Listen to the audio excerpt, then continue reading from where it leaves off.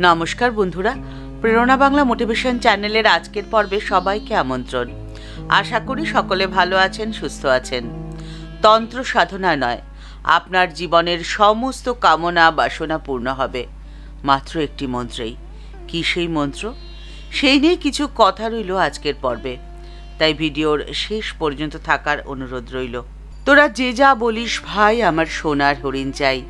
এই সোনার হরিণকে চায় না বলুন তো? কিন্তু সোনার হরিণকে ধরা যে অত সহজ নয়। আর সেই জন্যই স্বামীজি বলেছেন যে তোমরা নিরপেক্ষ সুখের অন্বেষণ করো। বাইরে থেকে যে ভালো লাগার ভাবটি আসে সেটাকে আমরা সুখ বলি, কিন্তু ভেতর থেকে যে ভালো লাগাটা আসে ওই ভালো লাগাকেই আমরা আনন্দ বলি। বাইরে থেকে যা কিছু আসে সেগুলোকে আমরা ধরে নিয়ে আসি। যখন ধরে আনা বন্ধ হয়ে যায়, এমনকি যেটা নিজে থেকে আসছে সেটাকেও যদি সরিয়ে দেওয়া হয়, তখন তো বাইরেরটা পুরোটাই বন্ধ হয়ে গেল। এবারে যা কিছু থাকার সবটাই ভেতরে থাকলো। যদি এটাকে কেউ কিছুদিন জীবনে একটু প্রয়োগ করে দেখে, তাহলেই সে বুঝতে পারবে শান্তি আর আনন্দটা ঠিক কীরকম। কিন্তু আমাদের জীবনের মূল সমস্যা হলো যে আমরা সেগুলো ছাড়তেই পারি না। যে অবলম্বনগুলোকে নিয়ে আমরা চলি সেগুলোকে ছাড়া কিছুতেই সম্ভব হয় না। ঠিক যেমন পায়ে ব্যথা লাগলে, চোট পেলে মানুষ ক্র্যাচ নিয়ে হাঁটছে। প্রথম অসুবিধে হচ্ছে, কিন্তু ধীরে ধীরে তা অভ্যাসে পরিণত হয়। তারপরে যখন পা ঠিক হয়ে যায়, তখনও ক্র্যাচ সরিয়ে দিলে একটা অস্বস্তি মনে হয়, কিছুতেই ছাড়তে মন চায় না। আমাদের জগৎটাও ঠিক সেরকমই, পাওয়া নিয়ে। আমরা খালি পেতে চাই আরও বেশি, আরও বেশি। আমাদের চাওয়া যেন আর ফুরোতেই চায় না। আমাদের ইন্দ্রিয়ের, এমনকি আমাদের মনের সমস্ত সুখ হলো অনিত্য, কিন্তু আমাদের ভেতরেই সেই নিরপেক্ষ সুখ রয়েছে, যে সুখ কোনো কিছুর ওপরই নির্ভর করে না। কল্পনা করে নেওয়া যাক যে একটি কেল্লা রয়েছে।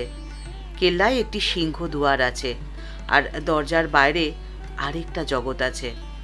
তিনটে জগৎ হয়ে গেল। বাইরে বহির্জগৎ, কেল্লার ভেতরটা অন্তর্জগৎ, আর দরজাটা হলো মনের জগৎ। আর এই তিন জগতের আনন্দও তো তিন রকমের। কেল্লার বাইরের জগৎটা হলো ইন্দ্রিয় গ্রাহ্য জগৎ। কেল্লার সিংহ দ্বারে যিনি বসে আছেন, তিনি যেন হাত বাড়িয়ে বাইরের আনন্দগুলোকে পাচ্ছেন, খুব মজা পাচ্ছেন। আর সেটা না হলেও দরজার যেখানে তিনি আছেন সেই জায়গার আনন্দটা পাচ্ছেন। কিন্তু ভেতরে যে হাজার গুণ, কোটি কোটি গুণ আনন্দ রয়েছে, সে আনন্দ থেকে তিনি বঞ্চিত হচ্ছেন। ওই আনন্দের দিকে তিনি ফিরেও তাকান না। আর এটাই বাস্তব ঘটনা। ভেতরের ওই আনন্দটাই হলো আধ্যাত্মিক আনন্দ। আর এই আনন্দ পেতে হলে চাই ত্যাগ। ভোগে নয়, ত্যাগেই প্রকৃত আনন্দ পাওয়া সম্ভব। ওই আধ্যাত্মিক আনন্দ তখনই সে পায় যখন সে সব কিছু ছেড়ে দেয়। ছাড়ার ব্যাপারটা শুরু করতে হয় ইন্দ্রিয় সুখ ছাড়া দিয়ে। 5টি ইন্দ্রিয়ের মাধ্যমে জগৎ থেকে সে যে সুখ পায়, সেই সুখ প্রথমে ছাড়তে হয়। ওই সুখ ছাড়ার পরে এবারে আসলো মনের সুখের পালা। মনের মধ্যে যে সংস্কারগুলো পড়ে রয়েছে, সেখান থেকে সে যে আনন্দ পায়, সেগুলোকে ছাড়তে হবে। মনের বিভিন্ন অবস্থা, আনন্দ, দুঃখ, ভয়, বেদনা সবই আপেক্ষিক। মুহূর্তের জন্য যদি ছোটবেলায় ফিরে যায়, ছোটবেলায় যখন স্কুলে নোটিশ আসতো যে কাল থেকে স্কুল ছুটি, তখন মনের মধ্যে যে আনন্দটা হতো, সেই আনন্দ তো আকাশ ছোঁয়া ছিল। বাঁধভাঙা আনন্দে মনটা ভেসে যেত। কিন্তু ছুটি চলাকালীন আনন্দটা যেন গা শোয়া হয়ে যেত। আবার ইঞ্জেকশনের নাম শুনলেই তো মনের মধ্যে আতঙ্ক তৈরি হতো। ইঞ্জেকশন দিতে এলে দেওয়ার আগে থেকেই আতঙ্কে ঘেমে নিয়ে একশেষ। কিন্তু সত্যিকারের ইঞ্জেকশন যখন দেওয়া হয়, তখন আর ততটা ব্যথা লাগে না।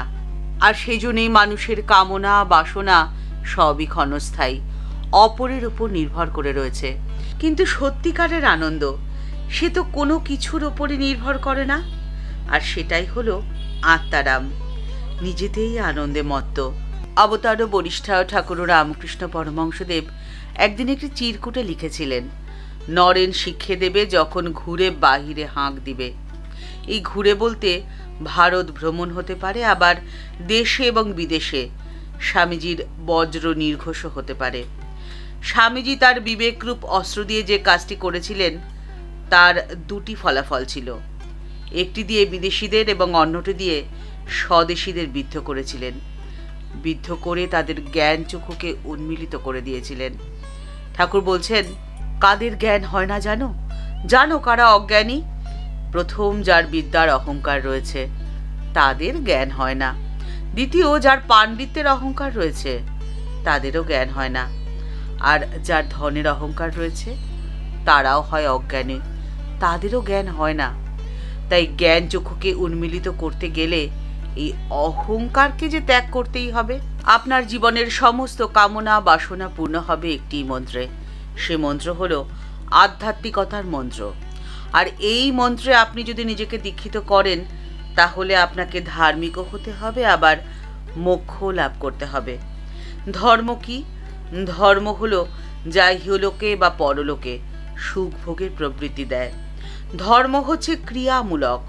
ধর্ম মানুষকে দিন রাত সুখ খোঁজাচ্ছে, সুখের জন্য খাটাচ্ছে। আর মোক্ষ কি? মোক্ষ শেখায় যে ইহলোকের সুখ ও গোলামি, আবার পরলোকেরও তাই। এই প্রকৃতির নিয়মের বাইরে তো এলোকও নয়, আবার পরলোকও নয়। তবে তো সে দাসত্ব, লোহার শিকল আর সোনার শিকল। তাই শিকল মুক্ত হতে হবে আপনাকে, আপনাকে বদ্ধ নয়, মুক্ত হতে হবে। আপনি মালিক হবেন, নিজের দাস নয়। তবেই পাবেন জীবনের আনন্দ। ঠাকুরমা ও স্বামীজির চরণে প্রণাম জানিয়ে আজকের পর্ব এই পর্যন্তই। দেখা হচ্ছে পরের পর্বে। এই পর্বের উপস্থাপনা যদি আপনাদের এতটুকুও ভালো লেগে থাকে তাহলে তা অনেকের মধ্যে ছড়িয়ে দিয়ে প্রত্যেকের জীবনকে উন্নত করতে আপনি আপনার সামান্যতম অবদান রেখে যেতেই পারেন। এই ভিডিওর নিচে একটি থ্যাঙ্কস অ্যাপের বাটন রয়েছে। সেই বাটনটি ক্লিক করে আপনার যেমন ইচ্ছে, যেভাবে ইচ্ছে আমাদের চ্যানেলটিকে এগিয়ে যেতে আমাদের পাশে আপনি থাকতে পারেন। সবাই ভালো থাকবেন, সুস্থ থাকবেন। দেখা হচ্ছে পরের পর্বে। নমস্কার।